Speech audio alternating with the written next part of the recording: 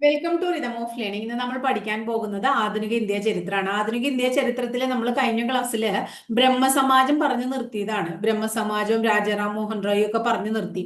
അപ്പൊ നമ്മൾ സ്വാതന്ത്ര്യ സമര കാലഘട്ടവുമായി ബന്ധപ്പെട്ടിട്ടുള്ള രാഷ്ട്രീയ, സാമൂഹിക, സാംസ്കാരിക മുന്നേറ്റങ്ങൾ എന്ന് പറഞ്ഞിട്ട് ഒരു ടോപ്പിക് സിലബസിൽ കൊടുത്തിട്ടുണ്ട്. ആ ടോപ്പിക്കിൽ വരുന്നതാണ് ഈ പ്രധാനപ്പെട്ട സ്വാതന്ത്ര്യ സമര സേനാനികളും അവരുമായിട്ട് റിലേറ്റഡ് ആയിട്ടുള്ള പ്രധാനപ്പെട്ട സംഘടനകളൊക്കെ. അപ്പൊ ഇന്ന് നമ്മൾ പഠിക്കാൻ പോകുന്നത് സ്വാമി വിവേകാനന്ദൻ, സ്വാമി ദയാനന്ദ സരസ്വതി തുടങ്ങിയ വ്യക്തികളെ കുറിച്ചും അവരുമായി ബന്ധപ്പെട്ടിട്ടുള്ള സംഘടനകളെ കുറിച്ചും പത്രങ്ങളെ കുറിച്ചും അങ്ങനെയുള്ള കാര്യങ്ങളൊക്കെയാണ്. ഈ ഇത്തരം വ്യക്തികളെ കുറിച്ചും പ്രസ്ഥാനങ്ങളെ കുറിച്ചൊക്കെ പഠിച്ചു കഴിഞ്ഞതിന് ശേഷമാണ് നമ്മൾ ഇന്ത്യൻ നാഷണൽ കോൺഗ്രസിലേക്ക് കടക്കുന്നതും ഇന്ത്യയുടെ എന്താ പറയാ നമ്മുടെ ആ ഒരു തുടക്കം, സ്വദേശി പ്രസ്ഥാനം തൊട്ടിട്ടുള്ള സ്വാതന്ത്ര്യ സമരം വരെയുള്ള കാലഘട്ടത്തെ കുറിച്ച് പഠിക്കാൻ പോകുന്നതും. അപ്പൊ നമുക്ക് ക്ലാസ്സിലേക്ക് കടന്നാലോ? സ്വാമി ദയാനന്ദ സരസ്വതി എന്ന് പറയുന്ന ടോപ്പിക്, അദ്ദേഹത്തെ കുറിച്ചാണ് നമ്മളൊന്ന് പഠിക്കണേ. സ്വാമി ദയാനന്ദ സരസ്വതിയുടെ ഒരു പേര് അദ്ദേഹത്തെ കുറിച്ച് നിങ്ങൾ കേട്ടിട്ടുണ്ടാവും. അദ്ദേഹത്തെ വിളിക്കുന്നു ഹിന്ദു മതത്തിലെ കാൽവിൻ. കേട്ടിട്ടുണ്ടോ? വളരെ പ്രധാനമാണ്. ഹിന്ദു മതത്തിലെ കാൽവിൻ എന്ന് അറിയപ്പെടുന്നത് ആരാണ്? സ്വാമി ദയാനന്ദ സരസ്വതിയാണ് കേട്ടോ. ഹിന്ദു മതത്തിലെ കാൽവിൻ എന്ന് ആരെ വിളിക്കുന്നു? സ്വാമി ദയാനന്ദ സരസ്വതിയെ വിളിക്കുന്നു. ഇന്ത്യയുടെ പിതാമഹൻ എന്ന് വിളിക്കുന്നു. ഇന്ത്യയുടെ പിതാമഹൻ എന്ന് വിളിക്കുന്നതും സ്വാമി ദയാനന്ദ സരസ്വതിയെയാണ്.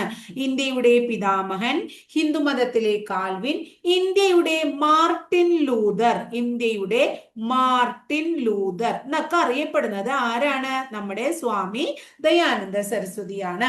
ഇനി അടുത്തത് ശുദ്ധി പ്രസ്ഥാനത്തിന്റെ ആരംഭകൻ. എന്താണ്? ശുദ്ധി പ്രസ്ഥാനം. ശുദ്ധി പ്രസ്ഥാനത്തിന്റെ ആരംഭകൻ. ഇങ്ങനെയൊക്കെ ചോദിച്ചു കഴിഞ്ഞാൽ നമ്മൾ ആരുടെ പേരാ പറയണ്ടേ? സ്വാമി ദയാനന്ദ സരസ്വതിയുടെ പേരാ പറയണ്ടേ. ഹിന്ദുമതത്തിലെ കാൽവിൻ എന്നും ഇന്ത്യയുടെ പിതാമഹൻ എന്നും ഇന്ത്യയുടെ മാർട്ടിൻ ലൂതർ എന്നും ശുദ്ധി പ്രസ്ഥാനത്തിന്റെ ആരംഭകൻ എന്നും ഒക്കെ നമ്മൾ ആരെ വിളിക്കണേ? സ്വാമി ദയാനന്ദ സരസ്വതിയെ.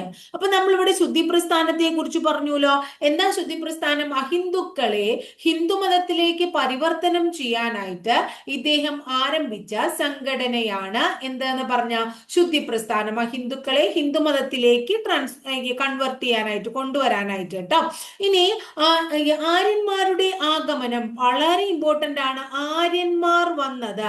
ആര്യന്മാർ ഇന്ത്യയിലേക്ക് വന്നത്, ആര്യന്മാർ ടിബറ്റിൽ നിന്നാണ്. ആര്യന്മാരുടെ ആഗമനം ടിബറ്റിൽ നിന്നാണ് എന്ന് പറഞ്ഞത് ആരാണ്? ആര്യന്മാരുടെ ആഗമനം ടിബറ്റിൽ നിന്നാണ് എന്ന് പ്രസ്താവിച്ച വ്യക്തി ആരാന്ന് ചോദിച്ചു കഴിഞ്ഞാൽ ആരുടെ പേരാ പറയേണ്ടത്? നമ്മള് സ്വാമി ദയാനന്ദ സരസ്വതിയുടെ പേരാണ് പറയേണ്ടത്. ഇദ്ദേഹം, സ്വാമി ദയാനന്ദ സരസ്വതി 1824 ഗുജറാത്തിലെ തങ്കാര എന്ന് പറയുന്ന സ്ഥലത്താണ് ജനിക്കുന്നത്. ഗുജറാത്തിലെ തങ്കാര എന്ന് പറയുന്ന സ്ഥലത്താണ് ജനിക്കുന്നത്. അദ്ദേഹത്തിന്റെ ശരിയായ പേര് മൂൽ ശങ്കർ എന്നാണ്. മൂൽ ശങ്കർ എന്നാണ് ഇദ്ദേഹത്തിന്റെ ശരിയായിട്ടുള്ള പേര്. എന്നാൽ ദയാനന്ദ സരസ്വതി എന്ന് ഇദ്ദേഹത്തിന് പേര് നൽകിയത് അദ്ദേഹത്തിന്റെ ഗുരുവാണ്. ഗുരുവിന്റെ പേര് വിർജാനന്ദ സ്വാമിയാണ്. അപ്പൊ ഗുരു വിർജാനന്ദ സ്വാമി ഇദ്ദേഹത്തിന് സ്വാമി ദയാനന്ദ സരസ്വതി എന്ന പേര് നൽകി. കൂടാതെ അദ്ദേഹത്തിന് വേറൊരു പേരും കൂടി നൽകി, ഋഷി ദയാനന്ദ്. അപ്പൊ എന്താണ്? ഋഷി ദയാനന്ദ് എന്ന ഇദ്ദേഹത്തിന് പേര് നൽകിയതും ആര് തന്നെയാണ്? വിർജാനന്ദ സ്വാമി തന്നെയാണെന്ന് മനസ്സിലാക്കാം. അപ്പൊ ഹിന്ദുമതത്തിലെ കാൽവിൻ, ഇന്ത്യയുടെ പിതാമഹൻ, ഇന്ത്യയുടെ മാർട്ടിൻ ലൂതർ, ശുദ്ധി പ്രസ്ഥാനത്തിന്റെ ആരംഭകൻ എന്നീ പേരുകളിലൊക്കെ അറിയപ്പെടുന്നത് സ്വാമി ദയാനന്ദ സരസ്വതിയാണ്. സ്വാമി ദയാനന്ദ സരസ്വതി ശുദ്ധി പ്രസ്ഥാനം ആരംഭിച്ചത് അഹിന്ദുക്കളെ ഹിന്ദുമതത്തിലേക്ക് പരിവർത്തനം ചെയ്യാനാണ്. ആര്യന്മാർ ടിബറ്റിൽ നിന്നാണ് വന്നത് എന്ന് അഭിപ്രായപ്പെട്ടത് സ്വാമി ദയാനന്ദ സരസ്വതിയാണ്. 1824 ഗുജറാത്തിലെ തങ്കാര എന്ന് പറയുന്ന സ്ഥലത്താണ് ആര് ജനിച്ചത്? സ്വാമി ദയാനന്ദ സരസ്വതി ജനിക്കണേ. അദ്ദേഹത്തിന്റെ ശരിയായിട്ടുള്ള പേര് മൂൽ ശങ്കർ എന്നാണ്. അദ്ദേഹത്തിന് ദയാനന്ദ സരസ്വതി, ഋഷി ദയാനന്ദ് എന്നീ പേരുകൾ നൽകിയത് അദ്ദേഹത്തിന്റെ ഗുരുവാണ്. ആ ഗുരുവിന്റെ പേരെന്താണ്? വിർജാനന്ദ സ്വാമി എന്നാണ്. എന്താണ്? വിർജാനന്ദ സ്വാമി എന്നാണ്. ഇനി 1875 നമ്മുടെ സ്വാമി ദയാനന്ദ സരസ്വതിയാണ് ആര്യ സമാജം എന്ന് പറയുന്ന സംഘടന ആരംഭിച്ചത്. അപ്പൊ ആര്യ സമാജത്തിന്റെ സ്ഥാപകൻ സ്വാമി ദയാനന്ദ സരസ്വതിയാണ്. സ്ഥാപിച്ചത് 1875 അതിന്റെ ആസ്ഥാനം ബോംബെയാണ്. ആര്യ സമാജത്തിന്റെ ആസ്ഥാനം എവിടെയാണ്? ബോംബെയാണ്. ആര്യ സമാജത്തിന്റെ ആസ്ഥാനം ബോംബെയാണ്. ഇനി നമ്മളോട് ചോദിക്കുകയാണ് 10 തത്വങ്ങൾ. എന്താണ് 10 തത്വങ്ങൾ ഏത് സംഘടനയുമായി ബന്ധപ്പെട്ടിരിക്കുന്നു എന്ന് ചോദിച്ചാൽ നമ്മൾ ആര്യ സമാജം എന്ന് പറയണം. 10 തത്വങ്ങൾ ഏത് സംഘടനയുമായിട്ട് റിലേറ്റഡ് ആയിട്ടിരിക്കുന്നു എന്ന് ചോദിച്ചു കഴിഞ്ഞാൽ ഏതാ പറയണ്ടേ? ആര്യ സമാജമാണ് പറയേണ്ടത്. ആര്യ സമാജത്തിന്റെ ആപ്തവാക്യം എന്താണ്? ഹൈന്ദവ നവീകരണത്തിലൂടെ ലോകത്തെ മഹത്തരമാക്കുക. എന്താണ്? ഹൈന്ദവ നവീകരണത്തിലൂടെ, ഹൈന്ദവ നവീകരണത്തിലൂടെ, ഹൈന്ദവ നവീകരണത്തിലൂടെ ലോകത്തെ മഹത്തരമാക്കുക, ലോകത്തെ മഹത്തരമാക്കുക എന്നതാണ്. ഹൈന്ദവ നവീകരണത്തിലൂടെ ലോകത്തെ മഹത്തരമാക്കുക എന്നതാണ് ആര്യ സമാജത്തിന്റെ ആപ്തവാക്യം എന്ന് മനസ്സിലാക്കുക. 10 തത്വങ്ങൾ ആര്യ സമാജവുമായി ബന്ധപ്പെട്ടിരിക്കുന്നു. ആര്യ സമാജത്തിന്റെ ആസ്ഥാനം ബോംബെയാണ്. 1875 ആര്യ സമാജം സ്ഥാപിച്ചത് എന്താണ്? ആരാണ്? സ്വാമി ദയാനന്ദ സരസ്വതിയാണ്. ഇത്രയും കാര്യം ക്ലിയർ ആയോ നിങ്ങൾക്ക്? ഇതൊന്ന് പഠിച്ചിട്ട് നമുക്ക് വീണ്ടും അടുത്ത ഭാഗത്തേക്ക് പോകാം. ഹിന്ദുമതത്തിലെ കാൽവിൻ, ഇന്ത്യയുടെ പിതാമഹൻ, ഇന്ത്യയുടെ മാർട്ടിൻ ലൂതർ കിങ്, ശുദ്ധി പ്രസ്ഥാനത്തിന്റെ ആരംഭകൻ എന്നീ പേരുകളിലൊക്കെ അറിയപ്പെടുന്നത് സ്വാമി ദയാനന്ദ സരസ്വതിയാണ്. ഈ ശുദ്ധി പ്രസ്ഥാനം ആരംഭിച്ചത് തന്നെ അദ്ദേഹം ഈ അഹിന്ദുക്കളെ ഹിന്ദുമതത്തിലേക്ക് പരിവർത്തനം ചെയ്യാനാണ്. ആര്യന്മാർ ടിബറ്റിൽ നിന്ന് വന്നു എന്ന് അഭിപ്രായപ്പെട്ടത് സ്വാമി ദയാനന്ദ സരസ്വതിയാണ്. വളരെ ഇമ്പോർട്ടന്റ് ആയിട്ടുള്ള ഒരു പോയിന്റ് ആണ്. എത്രയോ പരീക്ഷയ്ക്ക് ചോദിച്ചിട്ടുള്ള ചോദ്യമാണ്. 1824 ഗുജറാത്തിലെ തങ്കാര എന്ന് പറയുന്ന സ്ഥലത്ത് ജനിച്ച ഇദ്ദേഹത്തിന്റെ യഥാർത്ഥ നാമം മൂൽ ശങ്കർ എന്നാണ്. മൂൽ ശങ്കർ അല്ലെ. എന്നാൽ അദ്ദേഹത്തിന്റെ ഗുരുവായ വിദ്യാനന്ദ സ്വാമി അദ്ദേഹത്തിന് സ്വാമി ദയാനന്ദ സരസ്വതി, ഋഷി ദയാനന്ദ എന്നീ പേരുകളൊക്കെ നൽകി.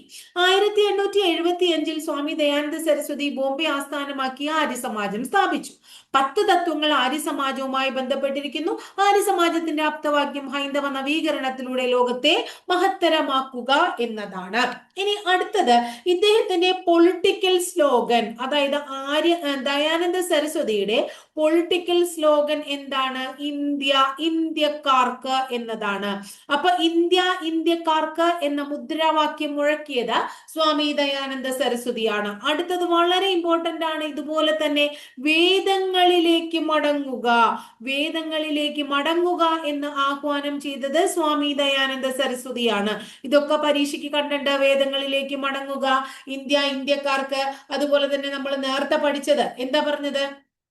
അതായത് ആര്യന്മാര് ടിബറ്റിൽ നിന്നാണ് വന്നത്. ഇതൊക്കെ പരീക്ഷയ്ക്ക് പലപ്പോഴും ചോദിച്ചിട്ടുള്ളതാണ്. പിന്നെ ആര്യ സമാജം നിങ്ങൾക്ക് പറയാതെ തന്നെ അറിയാം, ചോദിച്ചിട്ടുള്ള പലപ്പോഴും. ഇപ്പൊ ഇന്ത്യ ഇന്ത്യക്കാർക്ക് എന്ന സ്ലോഗൻ ഇദ്ദേഹം മുഴക്കി വേദങ്ങളിലേക്ക് മടങ്ങുക എന്ന് ഇദ്ദേഹം ആഹ്വാനം ചെയ്തു. അതുപോലെ തന്നെ ഇദ്ദേഹത്തിന്റെ വളരെ പ്രശസ്തമായിട്ടുള്ള കൃതിയാണ് സത്യാർത്ഥ പ്രകാശം. സ്വാമി ദയാനന്ദ സരസ്വതിയുടെ വളരെ പ്രസിദ്ധമായിട്ടുള്ള ഒരു കൃതിയുടെ പേരാണ് സത്യാർത്ഥ പ്രകാശം എന്ന് പറയുന്നത്. ഈ സത്യാർത്ഥ പ്രകാശം ഹിന്ദി ഭാഷയിലാണ് എന്ന് ഓർക്കുക. ആര്യന്മാരുടെ ഇന്ത്യയിലേക്കുള്ള വരവിനെ പറ്റി കൃത്യമായിട്ട് ഇദ്ദേഹം പറയുന്നത് സത്യാർത്ഥ പ്രകാശം എന്ന് പറയുന്ന അദ്ദേഹത്തിന്റെ എന്താണ് കൃതിയിലാണ്. അതുപോലെ തന്നെ വേദിക് ഹോം ഓഫ് ആര്യാസ്. എന്താണ് Vedic home of Aryas? Vedic home of Aryas എന്ന് പറയുന്ന കൃതിയും, വേദിക് ഹോം ഓഫ് ആര്യാസ് എന്ന് പറയുന്ന കൃതിയും ആരെന്നെ രചിച്ചതാണ്? നമ്മുടെ സ്വാമി ദയാനന്ദ സരസ്വതിയാണ്. ഇനി അടുത്തത് ഋഗ്വേദ ഭാഷ്യ ഭൂമിക. ഋഗ്വേദ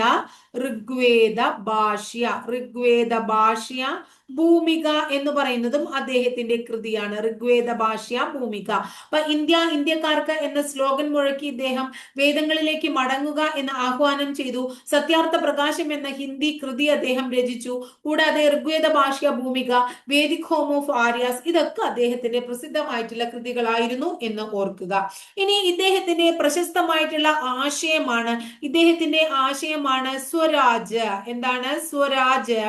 സ്വഭാഷ, സ്വരാജ്, സ്വഭാഷ, സ്വധർമ്മ. സ്വരാജ്, സ്വഭാഷ, സ്വധർമ്മ എന്ന ആശയത്തിന്റെ ഉപജ്ഞാതാവ് സ്വാമി ദയാനന്ദ സരസ്വതിയാണ്. സ്വരാജ്, സ്വഭാഷ, സ്വധർമ്മ എന്ന ആശയം. ഇനി അതുപോലെ തന്നെ ജോധ്പൂരിൽ ഒരു കൊട്ടാരുണ്ട്. ആ ജോധ്പൂർ കൊട്ടാരത്തിൽ വെച്ച് വിഷം കലർന്ന ഭക്ഷണം കഴിച്ച് അദ്ദേഹം മരിക്കുകയാണ്. കാരണം ഇദ്ദേഹത്തിന്റെ ആശയങ്ങളോട് ജോധ്പൂർ രാജാവിന് തീരെ യോജിപ്പുണ്ടായിരുന്നില്ല. അപ്പൊ അദ്ദേഹത്തിന് വിഷം കൊടുത്തതാണെന്നാണ് പറയുന്നത്. ഇനി ഇദ്ദേഹത്തിന്റെ പ്രശസ്തനായിട്ടുള്ള ശിഷ്യനാണ് ലാലാ ലജപത് റായ്. അപ്പോ സ്വാമി ദയാനന്ദ സരസ്വതിയുടെ ശിഷ്യനായ എന്താ പറയാ സ്വാതന്ത്ര്യ സമര സേനാനി ലാലാ ലജപത് റായിയുടെ ശിഷ്യനായ സ്വാതന്ത്ര്യ സമര സേനാനി ആരാണ്? ലാലാ ലജപത് റായ് ആണ്. ഇനി അടുത്തത് ഹരിദ്വാർ എന്ന് പറയുന്ന സ്ഥലത്ത് കാംഗ്രി ഗുരുകുലം, കാംഗ്രി എന്ന് പറയുന്ന ഒരു ഗുരുകുലമുണ്ട്. എവിടെയാണ്? ഹരിദ്വാറിലാണ് ഈ സംഭവം. അപ്പൊ കാംഗ്രി ഗുരുകുലം എവിടെയാണ്? ഹരിദ്വാറിലാണ്. ഇത് നേരിട്ട് സ്വാമി ദയാനന്ദ സരസ്വതി സ്ഥാപിച്ചതല്ല, സ്വാമി ദയാനന്ദ സരസ്വതിയുടെ ശിഷ്യനാണ്. അദ്ദേഹത്തിന്റെ പേര് ശ്രദ്ധാനന്ദ എന്നാണ്. അപ്പൊ ശ്രദ്ധാനന്ദ എന്ന് പറയുന്ന സ്വാമി ദയാനന്ദ സരസ്വതിയുടെ ശിഷ്യൻ സ്ഥാപിച്ചതാണ് ഹരിദ്വാറിലെ കാംഗ്രി ഗുരുകുലം. ഹരിദ്വാറിലെ കാംഗ്രി ഗുരുകുലം. ഇനി അതുപോലെ തന്നെ ഇദ്ദേഹം വിഗ്രഹാരാധനയെ എതിർത്തു. അതുപോലെ തന്നെ ജാതി വ്യവസ്ഥയെ എതിർത്തു. ആ ജാതി വ്യവസ്ഥയെ ഇദ്ദേഹം എതിർത്തു എന്ന് പറയണതിൽ വലിയ യോജിക്കാൻ പറ്റില്ല. കാരണം എന്തുകൊണ്ടാണെന്ന് വെച്ചാൽ ഹിന്ദുമതത്തിൽ അന്യമതക്കാരെ ഹിന്ദുമതത്തിലേക്ക് കൊണ്ടുവരാൻ വേണ്ടിയിട്ടാണ് അദ്ദേഹം ശുദ്ധി പ്രസ്ഥാനം ആരംഭിച്ചത് അല്ലെ. പക്ഷെ ഇങ്ങനെ പക്ഷെ ബുക്കുകളിലൊക്കെ ഇങ്ങനെ പറയുന്നുണ്ട് വിഗ്രഹാരാധനയെ എതിർത്തു, ജാതി വ്യവസ്ഥയെ എതിർത്തു, അതുപോലെ തന്നെ ശൈശവ വിവാഹത്തെ എതിർത്തു. ഇതൊക്കെ എതിർത്തത് ആരാന്ന് നമ്മൾ പഠിക്കണം. അപ്പോ സ്വാമി ദയാനന്ദ സരസ്വതിയാണ്. ചില സന്ദർഭങ്ങളിൽ ഇതെന്താ ടീച്ചർ എന്ന് ചോദിക്കുമ്പോൾ ഇതിനെന്താ പറയാ, കഥയിൽ ചോദ്യമില്ല എന്ന് പറയണ പോലെ മക്കളെ ചിലത് നമുക്ക് ഒരു നിവൃത്തിയില്ല. കാരണം എന്താ വെച്ചാൽ PSC പറയണത് പഠിക്കുന്നേ നിവൃത്തിയുള്ളൂ. കഴിഞ്ഞ ദിവസം ഒരു ആൾ എനിക്ക് മെസ്സേജ് ഇട്ടിട്ടുണ്ടായിരുന്നു. ഞാൻ എന്താ പറയണേ ഈ പക്ഷെ അത് പഠിക്കണ കുട്ടിയല്ലാന്ന് എനിക്ക് മനസ്സിലായി. നമ്മളൊക്കെ ഇന്ത്യയിലെ കലാരൂപങ്ങളെ കുറിച്ചിട്ടുള്ള ഒരു ക്ലാസ് എടുത്തപ്പോ അതിൽ മെസ്സേജ് ഉണ്ടായിരുന്നു, ഇത് എവിടുന്നാണ് ഇങ്ങനെ ഒരു ആൻസർ കിട്ടിയേ, ഇത് അതല്ലല്ലോ അതിന്റെ ശരി എന്നൊക്കെ പറഞ്ഞു. പക്ഷെ നമ്മൾ ശരിയും തെറ്റും അന്വേഷിക്കാൻ പോകേണ്ട കാര്യമില്ല. കാരണം എന്തുകൊണ്ടാ വെച്ചാൽ നമുക്ക് ഇവിടെ ജോലിയാണ് പ്രധാനം. അപ്പൊ ജോലി പ്രധാനമാകുമ്പോൾ നമ്മൾ PSC എന്താണോ പഠിക്കാൻ പറയണേ അത് പഠിക്കുക എന്നുള്ളതാണ് നമുക്ക് പ്രധാനം കേട്ടോ. ടീച്ചർ എങ്ങനെയായാലും നിങ്ങൾക്ക് മാർക്ക് കളയാൻ മനഃപൂർവ്വം ഒരിക്കലും മാർക്ക് അറിയാതെ, ഞാനും ഒരു സാധാരണ സ്ത്രീ തന്നെയാണ്. അപ്പൊ എനിക്കും ചിലപ്പോൾ തെറ്റുകളൊക്കെ പറ്റാം. എന്റെ തെറ്റുകൾ നിങ്ങൾക്ക് ചൂണ്ടിക്കാട്ടാം, അതിലേക്ക് സന്തോഷം മാത്രമേ ഉള്ളൂ. പക്ഷെ PSC പറയണ ആൻസർ നമുക്ക് പഠിക്കാനേ പറ്റുള്ളൂ. ഇത് എന്തിങ്ങനെ വന്നു എന്നൊക്കെ ചോദിച്ചു കഴിഞ്ഞാൽ അതിന് മറുപടി പറയാൻ, എന്തുകൊണ്ട് അവർ അങ്ങനെ കൊടുക്കണേന്ന് ചോദിച്ചാൽ അത് മറുപടി പറയാൻ നമുക്ക് അറിയില്ല. അത് PSC തന്നെ ഉത്തരം പറയണം. അപ്പൊ പറഞ്ഞ ഇന്ത്യക്കാർക്ക് എന്ന് പറയുന്ന മുദ്രാവാക്യം, വേദങ്ങളിലേക്ക് മടങ്ങുക എന്ന മുദ്രാവാക്യം ഒക്കെ അദ്ദേഹത്തിന്റെയാണ്. അതുപോലെ തന്നെ സത്യാർത്ഥ പ്രകാശം, ഋഗ്വേദ ഭാഷ ഭൂമിക, വേദിക് ഹോം ഓഫ് ആര്യാസ് എന്ന് പറയുന്ന കൃതികൾ അദ്ദേഹം രചിച്ചു. സ്വരാജ്യ, സ്വഭാഷ, സ്വധർമ്മ എന്ന ആശയം അദ്ദേഹം കൊണ്ടുവന്നു. ജോധ്പൂർ കൊട്ടാരത്തിൽ വെച്ച് വിഷം കലർന്ന ഭക്ഷണം കഴിച്ച് അദ്ദേഹം മരിക്കുകയാണ്. ലാലാ ലജപത് റായ് അദ്ദേഹത്തിന്റെ സ്വാതന്ത്ര്യ സമര സേനാനി ശിഷ്യനാണ്. കാംഗ്രി ഗുരുകുലം അദ്ദേഹത്തിന്റെ ശിഷ്യനായിട്ടുള്ള ശ്രദ്ധാനന്ദ ഹരിദ്വാറിൽ സ്ഥാപിക്കുന്നു. വിഗ്രഹാരാധന, ജാതി വ്യവസ്ഥ, ശൈശവ വിവാഹം എന്നിവയൊക്കെ എതിർക്കുന്നു. അപ്പൊ ഇത്രയേ ഉള്ളൂ കേട്ടോ മക്കളെ നമ്മുടെ സ്വാമി ദയാനന്ദ സരസ്വതി എന്ന് പറയുന്ന ടോപ്പിക്. ഇനി നമ്മൾ പഠിക്കാൻ പോകുന്നത് വിവേകാനന്ദനെ കുറിച്ചാണ്. സ്വാമി വിവേകാനന്ദൻ 1863 ജനനം വളരെ പ്രധാനം. ജാനുവരി 12 അതും പ്രധാനം. 1863 ജാനുവരി 12 ആര് ജനിക്കുന്നത്? നമ്മുടെ വിവേകാനന്ദൻ ജനിക്കുന്നത് അല്ലെ. 1863 ജാനുവരി 12 സ്വാമി വിവേകാനന്ദൻ ജനിക്കുന്നത്. അദ്ദേഹം ജനിച്ച ജാനുവരി 12 നമ്മൾ എന്ത് വിളിക്കുന്നു? ദേശീയ യുവജന ദിനം. ദേശീയ യുവജന ദിനം വളരെ ഇമ്പോർട്ടന്റ് ആണ്. അപ്പൊ ദേശീയ യുവജന ദിനം എന്നാണ് പരീക്ഷയ്ക്ക് ചോദിച്ചിട്ടുണ്ട്. ദേശീയ യുവജന ദിനം എന്നാണ് ചോദിച്ചാൽ നമ്മൾ പറയണം ജാനുവരി 12. ഈ ജാനുവരി 12 ആര് ജനിച്ചേ? നമ്മുടെ സ്വാമി വിവേകാനന്ദൻ ജനിച്ചേ. സ്വാമി വിവേകാനന്ദന്റെ ജനിച്ച വർഷം എന്ന് പറഞ്ഞ എന്നാ സ്വാമി വിവേകാനന്ദന്റെ ജനന വർഷം പറയുന്നത്? വർഷം 1863 ഈ വർഷവും പ്രധാനമാണ്. ഇദ്ദേഹത്തിനെ നമ്മൾ പോരാളിയായ പ്രവാചകൻ, എന്താണ് പോരാളിയായ പ്രവാചകൻ വിശേഷണ പറയണേ, പോരാളിയായ എന്താണ് പ്രവാചകൻ എന്നറിയപ്പെടുന്നത് സ്വാമി വിവേകാനന്ദനാണ്. ബ്രാഹ്മണ സന്യാസി എന്നറിയപ്പെടുന്നത്, ബ്രാഹ്മണ സന്യാസി എന്നറിയപ്പെടുന്നത് ആരാണ്? സ്വാമി വിവേകാനന്ദനാണ്. അപ്പൊ സ്വാമി വിവേകാനന്ദന്റെ ഇതൊന്നും അല്ലാട്ടോ, കുറെ വിവേകാനന്ദ വിശേഷണങ്ങൾ ഉണ്ട്. ഞാൻ ഒന്ന് പറഞ്ഞു, തുടക്കം ഒന്ന് പറഞ്ഞു എന്നുള്ളൂ. പോരാളിയായ പ്രവാചകൻ, ബ്രാഹ്മണ സ്വാമി എന്നൊക്കെ വിളിക്കുന്നു. ഇദ്ദേഹത്തിന്റെ ശരിക്കുള്ള പേര് നരേന്ദ്രനാഥ ദത്ത എന്നാണ്. നരേന്ദ്രനാഥ ദത്ത, നരേന്ദ്രനാഥ ദത്ത, നരേന്ദ്രനാഥ ദത്ത, അല്ലെങ്കിൽ നരേന്ദ്രനാഥ ദത്ത, നരേന്ദ്രൻ എന്നൊക്കെ അറിയപ്പെടുന്നത് അരണ്യ നമ്മുടെ സ്വാമി വിവേകാനന്ദന. അദ്ദേഹത്തെ ബേലൂർ സ്വാമി എന്ന് വിളിക്കുന്നു. വേറൊരു പേര് ബേലൂർ സ്വാമി. എന്താ വിളിക്കണേ? ബേലൂർ സ്വാമി എന്ന് വിളിക്കുന്നു. ഇനി അപ്പൊ ഈ ഒന്നും കൂടെ പറഞ്ഞേ നിങ്ങള്. 1863 ജാനുവരി 12 സ്വാമി വിവേകാനന്ദൻ ജനിക്കുന്നു. അദ്ദേഹത്തിന്റെ ജനന ദിവസം ദേശീയ യുവജന ദിനമായിട്ട് നമ്മൾ കൊണ്ടാടുന്നു അല്ലെ. അടുത്ത് 1984 അത് പ്രഖ്യാപിക്കണം. 85 മുതലാണ് ദേശീയ യുവജന ദിനം ആഘോഷിച്ചു തുടങ്ങിയത്. ഇനി ഇദ്ദേഹത്തെ പോരാളിയായ പ്രവാചകൻ, ബ്രാഹ്മണ സന്യാസി എന്നൊക്കെ വിളിക്കുന്നു, ബേലൂർ സ്വാമി എന്ന് വിളിക്കുന്നു. ശരിക്കുള്ള പേര് നരേന്ദ്രനാഥ ദത്ത അല്ലെങ്കിൽ നരേന്ദ്രൻ എന്നാണ്. ഇനി ഇദ്ദേഹത്തിന്റെ കുറേ അധികം എന്താ പറയാ വചനങ്ങളുണ്ട്. അദ്ദേഹത്തിന്റെ പ്രശസ്തമായിട്ടുള്ള വചനങ്ങൾ ഞാൻ എഴുതുന്നില്ലേ, ഞാൻ നിങ്ങൾക്ക് പറഞ്ഞു തരാം. ഇരുമ്പിന്റെ മാംസപേശികളും ഉരുക്കിന്റെ ഞരമ്പുകളുമാണ് നമ്മുടെ നാടിനാവശ്യം. ഇരുമ്പിന്റെ മാംസപേശികളും ഉരുക്കിന്റെ ഞരമ്പുകളുമാണ് നമ്മുടെ നാടിനാവശ്യം എന്ന് പറഞ്ഞത് ആരാണ്? സ്വാമി വിവേകാനന്ദൻ. ധനവും പദവിയും അധികാരവുമല്ല ആവശ്യം, വിവേകമാണ് എന്ന് പറഞ്ഞത് സ്വാമി വിവേകാനന്ദൻ. അതായത് പദവി ഉണ്ടായിട്ടോ പണം ഉണ്ടായിട്ടോ ഒന്നും അധികാരം ഉണ്ടായിട്ടോ ഒന്നും കാര്യമില്ല. ഇതൊക്കെ ഉണ്ടായാലും വിവേകം ഇല്ലെങ്കിൽ പിന്നെ അവനെ ഒന്നിനും കൊള്ളില്ലാന്ന്. അപ്പൊ ധനവും പദവിയും അധികാരവുമല്ല ആവശ്യം, വിവേകമാണെന്ന് വിവേകാനന്ദൻ പറഞ്ഞു. വിവേകാനന്ദൻ പറഞ്ഞു. ഇരുമ്പിന്റെ മാംസപേശിയും ഉരുക്കിന്റെ ഞരമ്പുകളും നമുക്ക് വേണം എന്ന് പറഞ്ഞത് ആരാണ്? സ്വാമി വിവേകാനന്ദനാണ്. അടുത്ത അദ്ദേഹം പറയാണ് സംഘടന ശക്തിയാണ്. സംഘടനകൾ രൂപീകരിക്കുന്നത് നല്ലതാണ്, അത് നമ്മുടെ ശക്തിയാണ്. അതിന്റെ രഹസ്യം അച്ചടക്കമാണ്. അപ്പൊ നല്ലൊരു സംഘടന മുന്നോട്ട് കൊണ്ടുപോകണമെങ്കിൽ ആ സംഘടനയിലുള്ള എല്ലാ ആൾക്കാരും അച്ചടക്ക മനോഭാവത്തോടുകൂടി മുന്നോട്ട് പോകണം, അത്രേ ഉള്ളൂ. സംഘടന ശക്തിയാണ്, അതിന്റെ രഹസ്യം അച്ചടക്കമാണ്. ഇനി അടുത്തത് വളരെ രസകരമാണ്. ഈ പട്ടിണി കിടക്കുന്നവരോട് മതബോധനം നടത്തുന്നത് അവനെ പരിഹസിക്കുന്നതിന് തുല്യമാണ്. പട്ടിണി കിടക്കുന്ന ആൾക്കാരൊന്നും മതത്തെ കുറിച്ചല്ല പറയണ്ടേ, ആദ്യം തന്നെ എന്താ പറയണ്ടേ? അവന് വയറ് നിറച്ച് ഭക്ഷണം കഴിക്കാൻ കൊടുക്കുക, എന്നിട്ട് ബാക്കിയുള്ള കാര്യങ്ങൾ പറയാൻ കേട്ടോ. പട്ടിണി കിടക്കുന്നവനോട് മതബോധനം നടത്തുന്നത് അവനെ പരിഹസിക്കുന്നതിന് തുല്യമാണ് എന്ന് പറഞ്ഞത് ആരാണ്? നമ്മുടെ സ്വാമി വിവേകാനന്ദനാണ്. ഇനി ഇദ്ദേഹത്തിന്റെ ഒരു വിശേഷണം നമുക്ക് പറയാം. നമ്മൾ ദേശീയ പ്രസ്ഥാനത്തെ കുറിച്ചാണ് ഇപ്പൊ പറയണേ. ഇന്ത്യൻ ദേശീയ പ്രസ്ഥാനത്തിന്റെ ആത്മീയ നേതാവ്, കണ്ടോ? ഇന്ത്യൻ ദേശീയ പ്രസ്ഥാനത്തിന്റെ ആത്മീയ നേതാവ് എന്ന് സ്വാമി വിവേകാനന്ദനെ ഒരു വ്യക്തി വിശേഷിപ്പിച്ചു. അദ്ദേഹത്തിന്റെ പേര് സുഭാഷ് ചന്ദ്രബോസ്. അപ്പൊ സ്വാമി വിവേകാനന്ദനെ ഇന്ത്യൻ ദേശീയ പ്രസ്ഥാനത്തിന്റെ ആത്മീയ നേതാവ് എന്ന് വിളിച്ചത് ആരാണ്? സുഭാഷ് ചന്ദ്രബോസ് ആണ്. അപ്പൊ ഒന്നും കൂടെ പറഞ്ഞേ നിങ്ങള്. എന്തൊക്കെയാണ്? പോരാളിയായ പ്രവാചകൻ എന്ന് വിളിക്കണു, ബ്രാഹ്മണ സന്യാസി എന്ന് വിളിക്കണു, ബേലൂർ സ്വാമി എന്ന് വിളിക്കണു അല്ലെ. അതുപോലെ തന്നെ ഇന്ത്യൻ ദേശീയ പ്രസ്ഥാനത്തിന്റെ ആത്മീയ നേതാവ് എന്ന് വിളിച്ചത് സുഭാഷ് ചന്ദ്രബോസ് ആണ്. ഇനി ഇദ്ദേഹം പറയാണ് എന്താണ് അദ്ദേഹത്തിന്റെ ശരിക്കുള്ള പേരെന്ന് പഠിച്ചേ? നരേന്ദ്രനാഥ് ദത്ത അല്ലെങ്കിൽ നരേന്ദ്രൻ. ഇദ്ദേഹം പറയാണ് ഇരുമ്പിന്റെ മാംസപേശികളും ഉരുക്കിന്റെ ഞരമ്പുകളുമാണ് നമ്മുടെ നാടിന് ആവശ്യം. സംഘടന ശക്തിയാണ്, അതിന്റെ രഹസ്യം അച്ചടക്കമാണ്.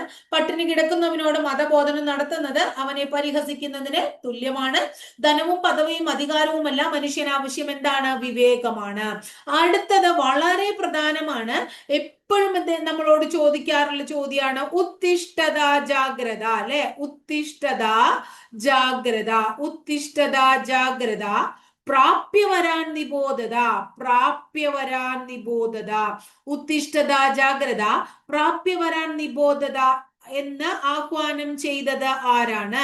നമ്മുടെ സ്വാമി വിവേകാനന്ദനാണ്. എന്താ അതിന്റെ മീനിങ്? എഴുന്നേൽക്കൂ, ഉണർന്നിരിക്കൂ, ലക്ഷ്യപ്രാപ്തി വരെ പ്രയത്നിക്കൂ. എനിക്ക് ഇത് തന്നെയാ നിങ്ങളോടും പറയാനുള്ളത്. അതായത് നമ്മുടെ മടിയിൽ നിന്ന് അല്ലെങ്കിൽ മറ്റ് വിഷമങ്ങളിൽ നിന്ന് മറ്റു കാര്യങ്ങളിൽ നിന്നൊക്കെ എന്തൊക്കെ പ്രശ്നങ്ങൾ ഉണ്ടെങ്കിൽ അതൊക്കെ മാറ്റിവെച്ച് നമ്മള് എഴുന്നേറ്റിരിക്കൂ, ഉണർന്നിരിക്കൂ. എന്നിട്ട് നിങ്ങളുടെ ലക്ഷ്യമായിട്ടുള്ള ജോലി നേടണവരെ നിങ്ങൾ പ്രയത്നിച്ചുകൊണ്ടിരിക്കും മക്കളെ.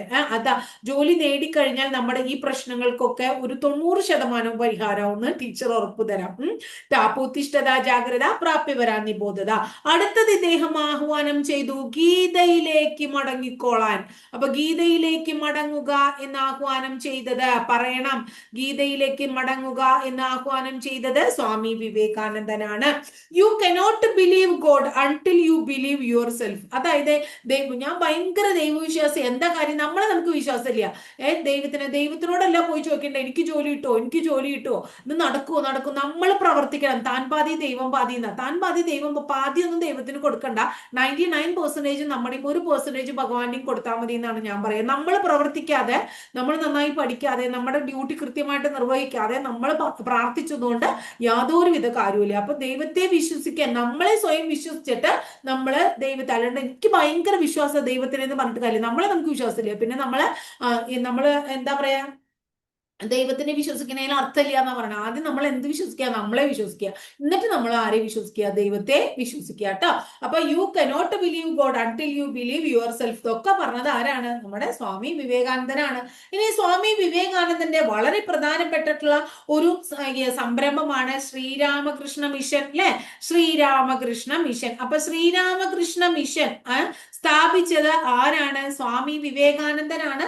അദ്ദേഹം 1897 കൽക്കത്തയിലെ ബേലൂർ എന്ന് പറയുന്ന സ്ഥലം ആസ്ഥാനമാക്കി സ്വാമി വിവേകാനന്ദൻ എന്ത് സ്ഥാപിച്ചു? ശ്രീരാമകൃഷ്ണ മിഷൻ സ്ഥാപിച്ചു. അതുകൊണ്ട് അദ്ദേഹത്തെ പിന്നീട് എന്ത് വിളിക്കണേ? ബേലൂർ സ്വാമി എന്നൊക്കെ വിളിച്ചല്ലേ. അപ്പൊ ബേലൂരാണ് കേട്ടോ. ഇനി ഈ രാമകൃഷ്ണ മിഷന്റെ ആപ്തവാക്യം ആത്മാനോ. എന്താണ്? ആത്മാനോ. ക്ലിയർ ആയിക്കോട്ടെ, എഴുതാം ഞാൻ. ആത്മാനോ മോക്ഷാർത്ഥം. ആത്മാനോ മോക്ഷാർത്ഥം ട്ടോ. ആത്മാനോ മോക്ഷാർത്ഥം. ആത്മാനോ മോക്ഷാർത്ഥം ജഗത് ഹിതായ ച. ജഗത് ഹിതായ ച എന്നുള്ളതാണ് ശ്രീരാമകൃഷ്ണ മിഷന്റെ ആപ്തവാക്യം. അപ്പൊ 1897 കൽക്കത്തയിലെ ബേലൂർ ആസ്ഥാനമായി ശ്രീരാമകൃഷ്ണ മിഷൻ ആരംഭിച്ചത് സ്വാമി വിവേകാനന്ദനാണ്. ആത്മാനോ മോക്ഷാർത്ഥം ജഗത് ഹിതായ ച എന്നുള്ളതാണ് ഇതിന്റെ ആപ്തവാക്യം ശ്രീരാമകൃഷ്ണ മിഷന്റെ. ഒന്നും കൂടെ പറഞ്ഞേ. ശ്രീരാമകൃഷ്ണ മിഷൻ 1897 കൽക്കത്തയില് ബേലൂർ ആസ്ഥാനമായി ഇദ്ദേഹം തുടങ്ങി. ആത്മാനോ മോക്ഷാർത്ഥം ജഗത് ഹിതായ ച. ആത്മാനോ മോക്ഷാർത്ഥം ജഗത് ഹിതായ ച എന്നുള്ളതാണ് ശ്രീരാമകൃഷ്ണ മിഷന്റെ ആപ്തവാക്യം. അതിനു മുമ്പ് നമ്മൾ പറഞ്ഞു ഉത്തിഷ്ഠത ജാഗ്രത പ്രാപ്യവരാൻ നിബോധത. എഴുന്നേൽക്കൂ, ഉണർന്നിരിക്കൂ, ലക്ഷ്യപ്രാപ്തി വരെ പ്രവർത്തിക്കൂ എന്ന് ഉദ്ബോധനം ചെയ്തത് സ്വാമി വിവേകാനന്ദനാണ്. ഗീതയിലേക്ക് മടങ്ങൂ എന്ന് ആഹ്വാനം ചെയ്തതും സ്വാമി വിവേകാനന്ദനാണ്. ക്ലിയർ ആയില്ലേ? ഇനി PSCക്ക് വളരെ ഇഷ്ടമുള്ള ഒരു ചോദ്യമാണ് ടീച്ചർ പറയാൻ പോണേ. 1893. ക്ലിയർ ആയി നിങ്ങൾക്ക് എല്ലാവർക്കും അല്ലെ? PSC പരീക്ഷ എഴുതി തുടങ്ങിയിട്ടുള്ള കുട്ടികൾക്കൊക്കെ മനസ്സിലായി. സെപ്റ്റംബർ മാസം 11-ാം തീയതി ഇദ്ദേഹം ചിക്കാഗോ മതസമ്മേളനത്തിൽ പങ്കെടുത്തു. എത്രയോ പരീക്ഷയ്ക്കാണ് ഇതിന്റെ വർഷവും മാസവും ദിവസവും ചോദിച്ചേക്കണേ. അപ്പോ സ്വാമി വിവേകാനന്ദൻ ചിക്കാഗോ മതസമ്മേളനത്തിൽ പങ്കെടുത്ത വർഷം 1893 സെപ്റ്റംബർ 11 ഈ സമ്മേളനത്തിന് ശേഷം അമേരിക്കൻ ജനത ഇദ്ദേഹത്തെ വിശേഷിപ്പിച്ചത് ചക്രവാത സദൃശനായ ഹിന്ദു എന്നാണ്. ഹിന്ദു അതായത് സൈക്ലോണിക് ഹിന്ദു, അതായത് ചക്രവാത സദൃശനായ ഹിന്ദു എന്ന അമേരിക്കൻ ജനത സ്വാമി വിവേകാനന്ദനെ വിശേഷിപ്പിച്ചത് 1893 സെപ്റ്റംബർ 11 ചിക്കാഗോ മതസമ്മേളനത്തിൽ സ്വാമി വിവേകാനന്ദൻ പങ്കെടുത്തതിന് ശേഷമാണ്. ഈ സമ്മേളനത്തിൽ വിവേകാനന്ദനോടൊപ്പം ഒരു മലയാളി പങ്കെടുക്കുകയുണ്ടായി. അദ്ദേഹത്തോടൊപ്പം പങ്കെടുത്ത മലയാളിയുടെ പേര് രാജാ രവിവർമ്മ എന്നാണ്. എന്താണ്? രാജാ രവിവർമ്മ. അപ്പൊ ചിക്കാഗോ മതസമ്മേളനത്തിൽ സ്വാമി വിവേകാനന്ദനോടൊപ്പം പങ്കെടുത്ത മലയാളി ആരാണ്? രാജാ രവിവർമ്മ. ചിക്കാഗോ മതസമ്മേളനം നടന്നത് 1893 സെപ്റ്റംബർ 11. ചിക്കാഗോ മതസമ്മേളനത്തിന് ശേഷം അമേരിക്കൻ ജനത സ്വാമി വിവേകാനന്ദനെ വിശേഷിപ്പിച്ചത് ചക്രവാത സദൃശനായ ഹിന്ദു എന്നാണ്. ക്ലിയർ ആയില്ലേ? ഇനി ഇത് കൂടാതെ 1899 1900 കാലഘട്ടത്തിൽ പാരീസിൽ എന്ത് നടക്കുകയുണ്ടായി? ഒരു റിലീജിയസ് കോൺഗ്രസ് നടക്കുകയുണ്ടായി. പാരീസിൽ റിലീജിയസ് കോൺഗ്രസ്.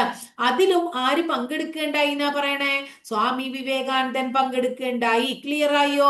1899 1900 കാലഘട്ടത്തിൽ പാരീസിൽ നടന്ന റിലീജിയസ് കോൺഗ്രസിലും ആര് പങ്കെടുത്തു? നമ്മുടെ സ്വാമി വിവേകാനന്ദൻ പങ്കെടുത്തു.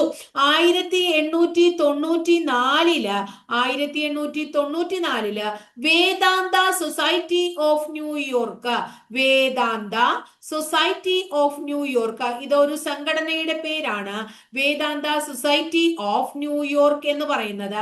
ഇത് ആരംഭിച്ചത് എവിടെയാണ്? ന്യൂയോർക്ക് എന്നല്ലേ ഇതിൽ കാണണേ. അപ്പൊ ന്യൂയോർക്കിൽ തന്നെ ആരംഭിച്ചത് ആരാണ്? സ്വാമി വിവേകാനന്ദനാണ്. അപ്പൊ 1894 വേദാന്ത സൊസൈറ്റി ഓഫ് ന്യൂയോർക്ക് ആരംഭിച്ചത് സ്വാമി വിവേകാനന്ദനാണ്. ഇനി അദ്ദേഹം ആരംഭിച്ച ഇംഗ്ലീഷ് മാസിക, അദ്ദേഹത്തിന്റെ ഇംഗ്ലീഷ് മാസികയുടെ പേരാണ് പ്രബുദ്ധ ഭാരതം. സ്വാമി വിവേകാനന്ദന്റെ ഇംഗ്ലീഷ് മാസിക പ്രബുദ്ധ ഭാരതം കുറെ പരീക്ഷയ്ക്ക് ചോദിച്ചിട്ടുണ്ട്. അതുപോലെ തന്നെ ബംഗാളി മാസികയുടെ പേര് ഉദ്ബോധനം. എന്താണ്? ഉദ്ബോധനം. ബംഗാളി മാസിക ഉദ്ബോധനവും ഇംഗ്ലീഷ് മാസിക പ്രബുദ്ധ ഭാരതവും ആരുടെയാണ്? സ്വാമി വിവേകാനന്ദന്റെയാണ്.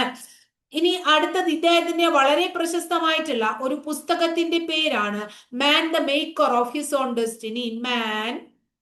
അദ്ദേഹത്തിന്റെ വളരെ പ്രസിദ്ധമായിട്ടുള്ള പുസ്തകമാണ് നമ്മൾ എഴുതുന്നത് man the maker of his own destiny. ഇത് ആരുടെ പുസ്തകമാണ്? സ്വാമി വിവേകാനന്ദന്റെ പുസ്തകമാണ്. Man the maker of his own destiny. Clear ആയോ നിങ്ങൾക്ക്? അപ്പൊ എന്തൊക്കെയാ നമ്മൾ പറഞ്ഞത്? 1893 സെപ്റ്റംബർ 11 ചിക്കാഗോ മതസമ്മേളനത്തിൽ പങ്കെടുത്തത് സ്വാമി വിവേകാനന്ദനാണ്. അദ്ദേഹത്തിനോടൊപ്പം പങ്കെടുത്ത മലയാളി രാജാ രവിവർമ്മയാണ്. ചിക്കാഗോ മതസമ്മേളനത്തിൽ പങ്കെടുത്തതിന് ശേഷം അമേരിക്കൻ ജനത സ്വാമി വിവേകാനന്ദനെ സൈക്ലോണിക് ഹിന്ദു അഥവാ ചക്രവാത സദൃശനായ ഹിന്ദു എന്ന് വിശേഷിപ്പിച്ചു.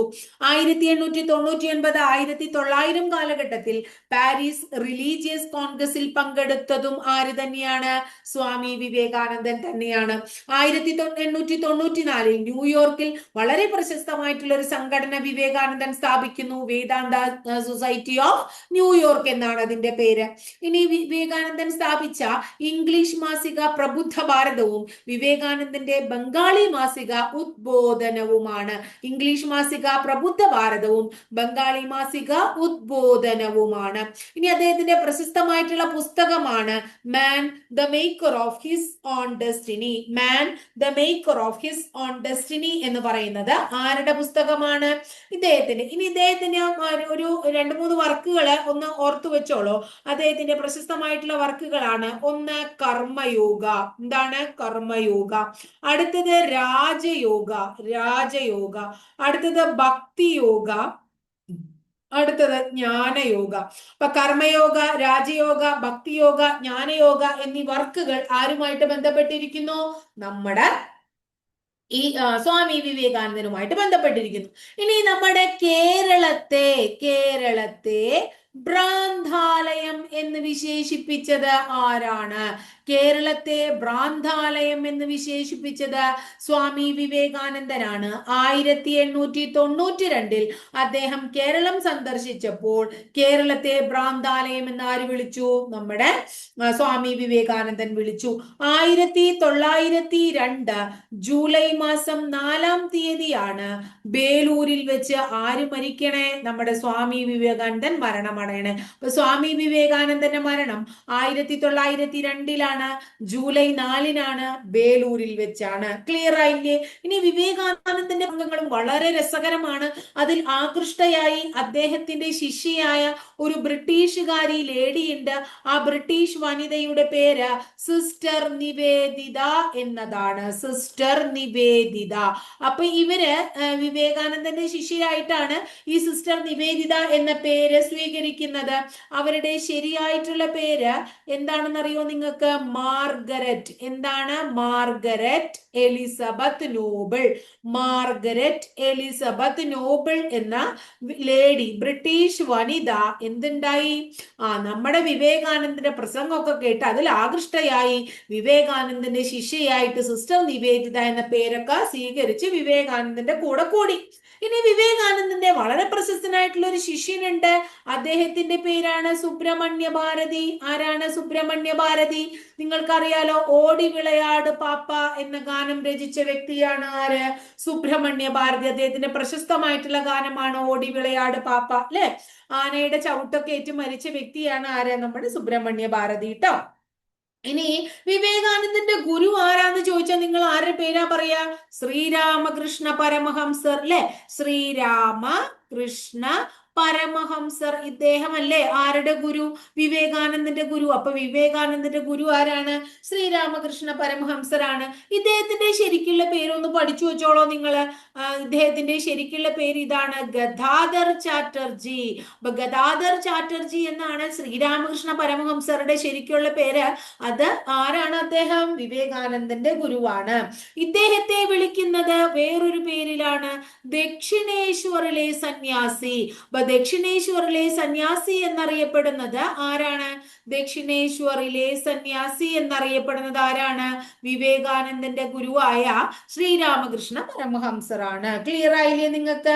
അപ്പൊ ഇനി വിവേകാനന്ദ പ്രതിമയൊക്കെ ഉണ്ട്, അതൊക്കെ നിങ്ങൾക്ക് അറിയാം അല്ലെ? എവിടെയാണ്? കന്യാകുമാരിയിലാണെന്ന് അറിയാലോ.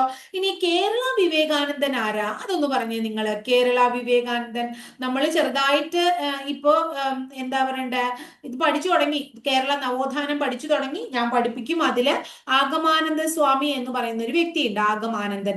അദ്ദേഹത്തെയാണ് എന്ത് വിളിക്കണേ മക്കളെ? കേരള വിവേകാനന്ദൻ എന്ന് വിളിക്കണേ കേട്ടോ. ശ്രീരാമകൃഷ്ണ മിഷന്റെ ഒക്കെ കേരളത്തിലെ വളരെ എന്താ പറയാ ആക്റ്റീവ് ആയിട്ടുള്ള ഒരു പ്രവർത്തകനായിരുന്നു ആര്? നമ്മുടെ ആഗമാനന്ദ സ്വാമി ട്ടോ. അപ്പൊ ഇത്രയേ ഉള്ളൂ നമ്മുടെ സ്വാമി വിവേകാനന്ദനെ കുറിച്ച്. അപ്പൊ എന്താ പറഞ്ഞേ നമ്മള്? 1892 കേരളത്തിൽ വന്നപ്പോ കേരളത്തെ വിവേകാനന്ദൻ എന്താ വിളിച്ചേ? പ്രാന്താലയം എന്ന് വിളിച്ചു, അല്ലെ? ഇനി 1902 ജൂലൈ 4 ബേലൂരിൽ വെച്ച് നമ്മുടെ വിവേകാനന്ദന്റെ മരണം. വിവേകാനന്ദന്റെ പ്രഭാഷണങ്ങളിലും പ്രസംഗങ്ങളൊക്കെ കേട്ട് ആകൃഷ്ടയായി വിവേകാനന്ദന്റെ ശിഷ്യയായ ബ്രിട്ടീഷ് വനിതയാണ് മാർഗരറ്റ് എലിസബത്ത് നോബിൾ, അല്ലെ? അവർ ഏത് പേരാ സ്വീകരിച്ച? സിസ്റ്റർ നിവേദിത എന്ന പേര് സ്വീകരിച്ച് അദ്ദേഹത്തിന്റെ കൂടെ കൂടി. വിവേകാനന്ദന്റെ ശിഷ്യനാണ് സുബ്രഹ്മണ്യ ഭാരതി. ഓടി വിളയാട് പാപ്പ എന്ന പ്രശസ്തമായിട്ടുള്ള ഗാനം രചിച്ച ആളാണ് അദ്ദേഹം. എന്തായിരുന്നു? ആനയുടെ ചവിട്ടൊക്കെ ഏറ്റ് മരിച്ച വ്യക്തിയാട്ടോ. ഇനി വിവേകാനന്ദന്റെ ഗുരു ശ്രീരാമകൃഷ്ണ പരമഹംസറാണ്. അങ്ങേരുടെ ശരിക്കുള്ള പേര് ഗദാധർ ചാറ്റർജി എന്നാണ്. അദ്ദേഹത്തെ വിശേഷിപ്പിക്കുന്നത് ദക്ഷിണേശ്വറിലെ സന്യാസി എന്നുമാണ്. ഇനി കേരള വിവേകാനന്ദൻ എന്നറിയപ്പെടുന്നത് ആഗമാനന്ദൻ എന്ന് പറയുന്ന വ്യക്തിയാണ്. അപ്പൊ നമ്മൾ ഇന്ന് 2 പേരെ പഠിച്ച, വിവേകാനന്ദനെയും സ്വാമി ദയാനന്ദ സരസ്വതിയെയും പഠിച്ചു. അപ്പൊ ഇത്രയാണ് ഇന്നത്തെ ക്ലാസ്സിൽ. അടുത്ത ക്ലാസ്സിൽ നമുക്ക് കുറച്ച് സംഘടനകളും ചെറിയ ചെറിയ കുഞ്ഞു കുഞ്ഞു സംഘടനകളും ആ സംഘടനകളുടെ എന്താ പറയാ ആൾക്കാരാരാണ്, പിന്നെ ചിലപ്പോ ആൾക്കാരെ കുറിച്ച് ഇപ്പൊ തിയോസഫിക്കൽ സൊസൈറ്റി ഒക്കെയാണ് പറയണെന്ന് വെച്ചാൽ ആനി ബസന്റ് അങ്ങനെയുള്ള 1-2 ആൾക്കാരെ കുറിച്ചൊക്കെ നമുക്കൊന്ന് അടുത്ത ക്ലാസ്സിൽ ചർച്ച ചെയ്യാം കേട്ടോ. പിന്നെ ഇത്രയേ ഉള്ളൂ. ടീച്ചറുടെ ക്ലാസ് ഒക്കെ ഇഷ്ടപ്പെട്ടു വെച്ചാൽ ഒന്ന് ലൈക്ക് ചെയ്യുക, ഇഷ്ടപ്പെട്ട ക്ലാസ്സുകൾ കൂട്ടുകാരിലേക്ക് ഷെയർ ചെയ്യൂ. ആദ്യമായിട്ട് ചാനൽ കാണുന്നവർ ഒന്ന് സബ്സ്ക്രൈബ് ചെയ്യൂ കേട്ടോ. അതോടൊപ്പം ബെല്ലൈക്കൺ കൂടി ഒന്ന് എനേബിൾ ചെയ്താൽ ടീച്ചർ ഓരോ ദിവസം അപ്ലോഡ് ചെയ്യുന്ന വീഡിയോസ് കൃത്യമായിട്ട് നിങ്ങൾക്ക് നോട്ടിഫിക്കേഷൻ ആയിട്ട് ലഭിക്കുകയും ചെയ്യും. അപ്പൊ അടുത്ത ദിവസം മറ്റൊരു ടോപ്പിക്കുമായി നമുക്ക് വീണ്ടും കാണാം കേട്ടോ.